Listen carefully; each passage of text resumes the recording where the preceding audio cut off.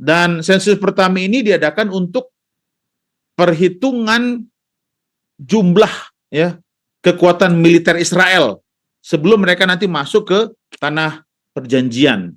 Nah, sebenarnya generasi yang pertama ini sebenarnya dihukum Tuhan ya, karena mereka tidak dihukum Tuhan, mereka tidak bisa masuk ke tanah perjanjian.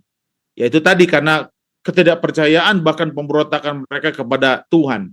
Nah, sekarang generasi kedua mereka mendapat kesempatan untuk masuk ke tanah perjanjian.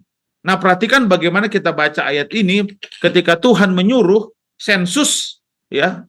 Artinya sensus ini artinya untuk dicatat ya. Yang Tuhan perintahkan kepada bangsa Israel sebenarnya ada dua tujuan. Tujuan yang pertama adalah untuk menghitung jumlah pasukan Israel yang nantinya mereka akan sanggup ya dimampukanlah bersanggup untuk berperang ketika mereka nanti masuk ke tanah perjanjian untuk tanah Kanaan. Dan kalau kita bandingkan jumlah mereka ini nggak jauh dari generasi pertama dengan generasi yang kedua. Dulu generasi yang pertama dengan jumlah seperti itu, generasi pertama ini mereka ketakutan dan mereka nggak berani nyerang bangsa Kanaan waktu itu. Tapi melalui sensus ini sebenarnya Tuhan ingin mengingatkan bagi bangsa Israel, khususnya generasi yang kedua, bahwa jumlah yang di generasi itu sama, ada janji penyertaan Tuhan yang akan memampukan mereka untuk menaklukkan tanah perjanjian.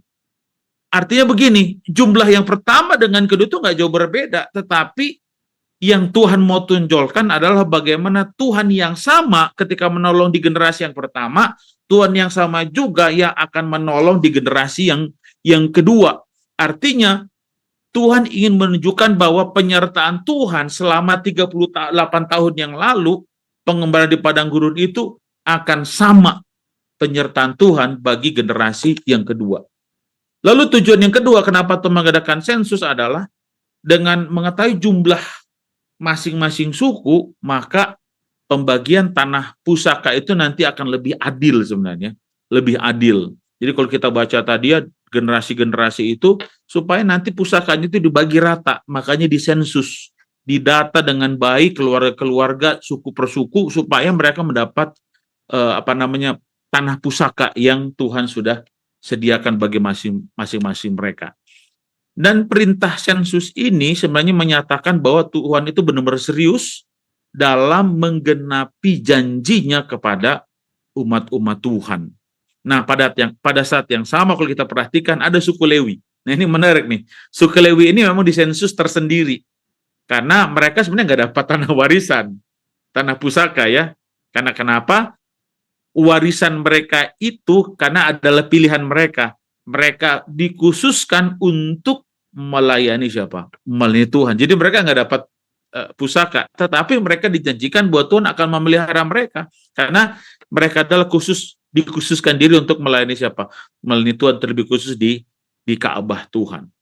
Tapi yang ingin saya sampaikan adalah malam hari ini, dalam tuntunan Tuhan di generasi pertama, bahkan di generasi yang kedua, Tuhan tidak pernah berubah dalam kasih dan kesetiaannya kepada umat-umat Tuhan, terlebih khusus sebagai bangsa Israel.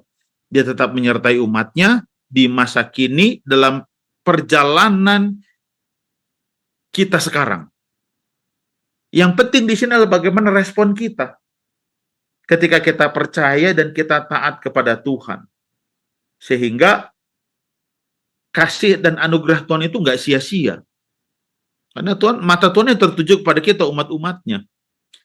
Itu sebabnya mari kita gunakan kesempatan yang Tuhan berikan kepada kita. Kalau Bapak Ibu perhatikan ada di lagu Sion ya, lagu Sion nomor 464. Ini saya suka di lagunya. Jaminan berkat Tuhan janji. Kalau terjemahan yang dulu kan berkat yang tentu Tuhan janji. Kalau ini kan sekarang di lagu Sion baru jaminan berkat Tuhan janji.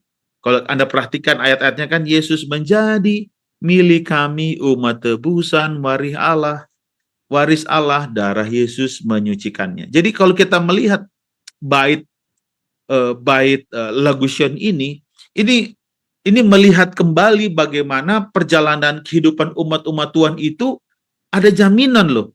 Ada janji, jaminan bahwa umat-umat Tuhan itu akan diberikan apa? Berkat-berkat. Makanya ada legusian juga, hitung satu-satu berkatmu. Kita bukan hitung-hitungan ya, tapi kita memang perlu melihat bagaimana janji Tuhan dan berkat-berkat yang Tuhan berikan itu, diberikan secara berkala itu, ini membuat kita bahwa Tuhan itu ada dan setiap saat menolong kita. Dengan Tuhan menolong kita, lalu kita melihat bagaimana kita bisa menikmati berkat-berkat itu, tentunya kita akan ucapkan puji-pujian kan, yang keluar dari siapa? Dari bibir kita. Nah, jadi malam hari ini mengingatkan kita, Tuhan selalu ada dan menuntun umat-umatnya. Bahkan disediakan berkat-berkat khusus. Sekali lagi, penting di sini adalah bagaimana kita merespon panggilan Tuhan, lalu kita percaya dan taat kepadanya. Hanya itu saja. Simple, hanya kita merespon, kita percaya dan taat kepada Tuhan, maka berkat-berkat Tuhan itu akan Tuhan berikan. Bahkan ya Tuhan perhatikan kita, sama seperti bangsa Israel di generasi pertama. Tuhan kasih kesempatan lagi kepada generasi yang kedua, berkat yang sama. Walaupun generasi yang pertama mereka sudah tidak setia kepada Tuhan ya, bahkan mereka menyembah Allah Peor di ayat yang pasal yang ke-25 hari Rabu kemarin. Nah, ini kita lihat bagaimana tuntunan Tuhan itu selalu ada bagi umat-umat Tuhan. Dan ini merupakan jaminan berkat kalau kita setia kepada siapa? Setia kepada. Itu saja yang dapat saya sampaikan. Kalau